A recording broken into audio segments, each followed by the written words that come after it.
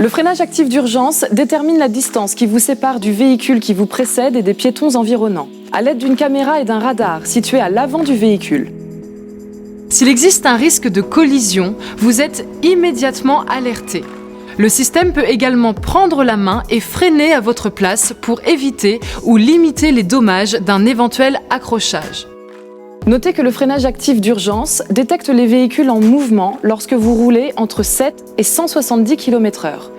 Par contre, les véhicules à l'arrêt, ainsi que les piétons et les vélos, sont détectés lorsque vous roulez entre 7 et 80 km/h. Lorsqu'un risque de collision avec le véhicule qui vous précède est détecté, ce témoin s'affiche en rouge sur le tableau de bord, accompagné d'un signal sonore. Si vous appuyez sur la pédale de frein et que le système détecte toujours un risque de collision, la force de freinage est accentuée par le dispositif afin d'optimiser le freinage. Si vous ne réagissez pas à la suite de l'alerte et que la collision devient imminente, le système actionne immédiatement le freinage. Il est bien entendu possible d'interrompre le freinage à tout moment par un appui rapide sur la pédale d'accélérateur ou en donnant un coup de volant dans une manœuvre d'évitement par exemple.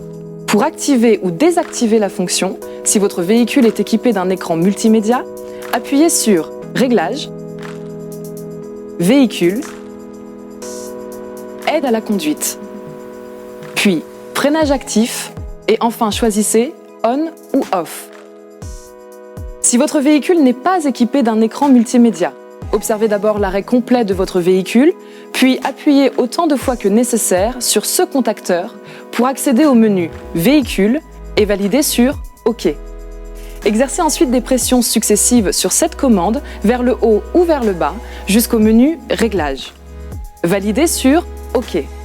Répétez la même opération jusqu'à atteindre le menu Aide conduite, puis validez.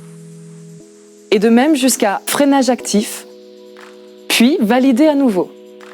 Appuyez une dernière fois sur OK pour activer ou désactiver la fonction.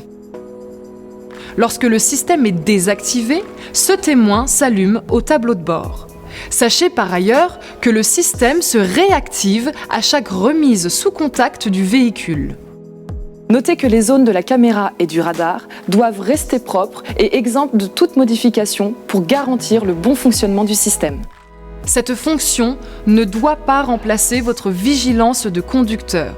Sachez que le système ne détecte que les véhicules roulant dans le même sens de circulation que le vôtre et qu'il ne peut réagir aussi efficacement dans un virage ou avec des usagers de la route de petits gabarits tels que des motos ou des vélos par exemple.